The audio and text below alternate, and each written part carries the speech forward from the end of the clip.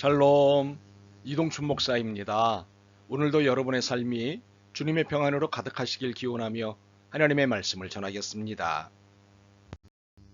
오늘 주시는 말씀은 고린도후서 5장 11절에서부터 21절의 말씀입니다. 이 말씀 중에 16절과 17절을 읽겠습니다. 그러므로 우리가 이제부터는 어떤 사람도 육신을 따라 알지 아니하노라. 비록 우리가 그리스도도 육신을 따라 알았으나 이제부터는 그같이 알지 아니하노라. 그런즉 누구든지 그리스도 안에 있으면 새로운 피조물이라. 이전 것은 지나갔으니 보라 새 것이 되었도다. 아멘. 고린도후서 5장 11절로부터 21절 말씀을 본문으로 전혀 새로운 관점으로 사는 사람들이라는 제목으로 말씀을 나누도록 하겠습니다. 우리는 피조물입니다. 그런데 예전의 나와 지금의 나는 다른 피조물입니다. 외형은 달라지지 않았지만 속이 달라졌기 때문입니다. 고린도후서 4장 16절입니다. 그러므로 우리가 낙심하지 아니하노니 우리의 겉사람은 낡아지나 우리의 속사람은 날로 새로워지도다. 겉사람은 육체이고 속사람은 영혼입니다. 예전에는 육체와 영혼이 같이 낡아지고 있었습니다. 그런데 어느 시점부터 육체는 여전히 낡아지지만 영혼은 날마다 새로워지고 있습니다. 그 어느 시점은 우리의 영혼이 새로워지기 시작한 그 시점으로 예수님이 내 인생의 구원자와 주님이 되신 시점입니다. 그 시점은 내가 구원받은 날입니다. 그때부터 내 속사람인 영혼은 날마다 새로워지고 있습니다. 물론 정체가 되는 날도 있고 후퇴하는 날도 있고 갈등을 빚는 날도 있습니다. 그렇지만 날마다 새로워지고 있습니다. 개인적인 차이는 있지만 날마다 새로워지고 있습니다. 주님께서 우리를 새롭게 빚으시는 일을 매일 하고 계시기 때문입니다. 참으로 주님이 이 일을 멈추시지 않으시는 한 우리의 새로움은 계속됩니다. 모든 것이 은혜입니다. 이렇게 새로운 피조물 됨으로써의 우리는 이전과는 전혀 다른 새로운 삶을 살아가야 합니다. 그 이유는 분명합니다. 15절입니다. 그가 모든 사람을 대신하여 죽으심은 살아있는 자들로 하여금 다시는 그들 자신을 위하여 살지 않고 오직 그들을 대신하여 죽었다가 다시 살아나신 이를 위하여 살게 하려 함이라. 살아가야 할 그 새로운 삶이란 나 자신을 위하여 사는 삶이 아닌 삶입니다. 그 삶은 나를 대신하여 죽었다가 다시 살아나신 예수님을 위하여 사는 삶입니다. 사실상 원래부터 나는 내 자신의 것이 아니었습니다.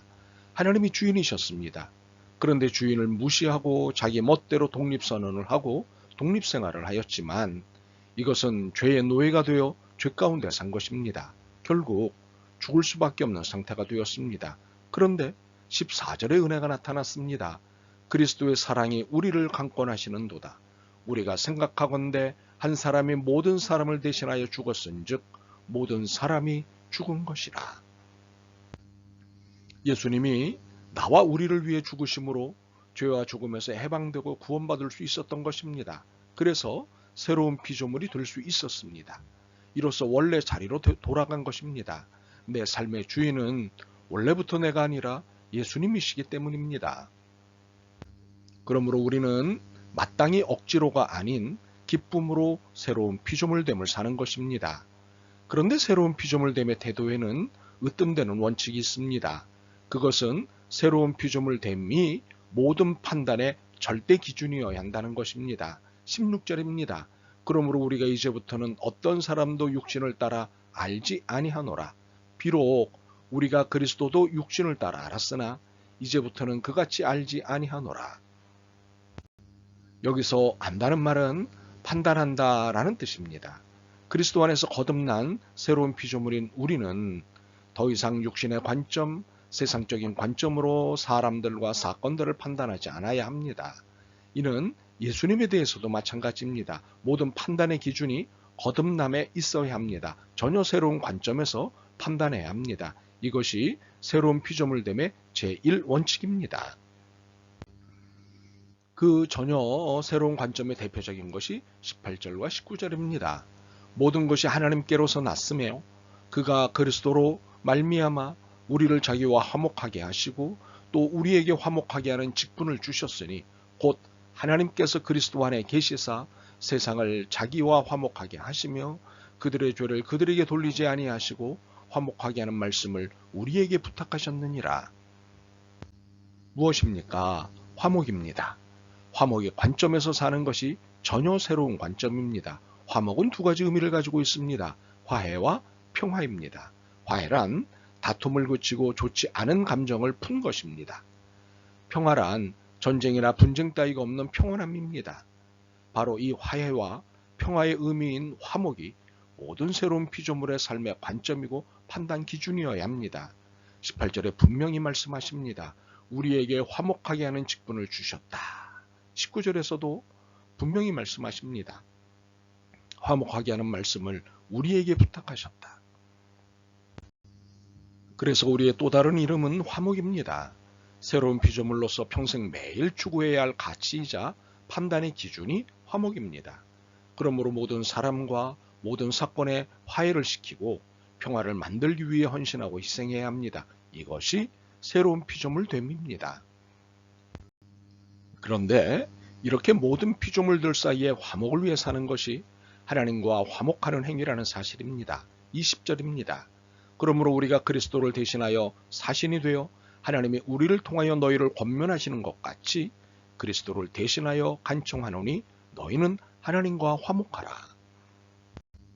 하나님과 화목한다는 것은 하나님을 기쁘시게 해드리는 것입니다. 하나님이 원하시는 삶을 사는 것입니다. 바로 모든 피조물들을 화해시키고 이로써 평화롭게 살도록 중재하는 것이 하나님과 화목입니다. 물론 어렵고 힘든 일입니다. 귀찮고 짜증날 때도 많을 것입니다. 그러나 이것이 하나님과 화목하는 일이기에 수고해야 합니다. 구원의 은총이 큰 사람일수록 이 수고를 마다해서는 안 됩니다. 21절입니다. 하나님이 죄를 알지도 못하신 일을 우리를 대신하여 죄로 삼으신 것은 우리로 하여금 그 안에서 하나님의 의가 되게 하려 하심이라. 그렇습니다.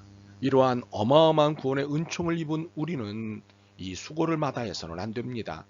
사실 주님의 십자가와 비교하면 이런 수고 정도는 할 수 있지 않겠습니까? 너무 세게 표현해서 미안합니다. 쉽지 않은 수고인 줄 압니다. 그러나 이렇게 살아야 마땅하지 않겠습니까? 세상은 싸움과 분쟁이 미쳐가고 있습니다. 이념을 앞세우기도 하고 명분을 앞세우기도 하지만 이는 다 미친 일입니다. 이익을 앞세운 미친 일입니다. 한반도가 그렇습니다. 한반도의 긴장과 갈등을 이용해 자신과 자국의 이익을 취하려 하는데 이것은 미친 일입니다. 그렇게 우리는 이 미친 세상의 중심에서 새로운 피조물로서 일을 해야 합니다. 하나님이 기뻐하시는 일을 해야 합니다. 그것은 화목의 직분을 감당하는 것으로 화목을 만들고 화목을 위해 희생하는 일입니다. 이것이 교회가 가야 하는 길입니다. 교회는 언제나 제3의 길을 가야 하는 공동체입니다. 제3의 길은 하나님 나라의 좁은 길입니다. 이 길을 선택하는 것이 새로운 피조물의 태도입니다. 바라기는 여러분 모두 이 좁은 길, 제3의 길인 화목을 만드는 일에 헌신하시길 소망합니다. 그래서 모두가 새로운 피조물답다는 인정을 받았으면 좋겠습니다. 아멘. 주님, 새로운 피조물이 가야 할 길이 제3의 길인 화목해 하는 일임을 깨달았습니다. 이 깨달음을 적극적으로 살아낼 수 있도록 용기와 믿음을 주옵소서. 모두의 화해와 평화를 위해 거룩한 중재자가 되게 하옵소서. 예수 그리스도의 이름으로 기도드립니다. 아멘. 오늘도 여러분의 믿음과 삶을 응원합니다. 사랑합니다.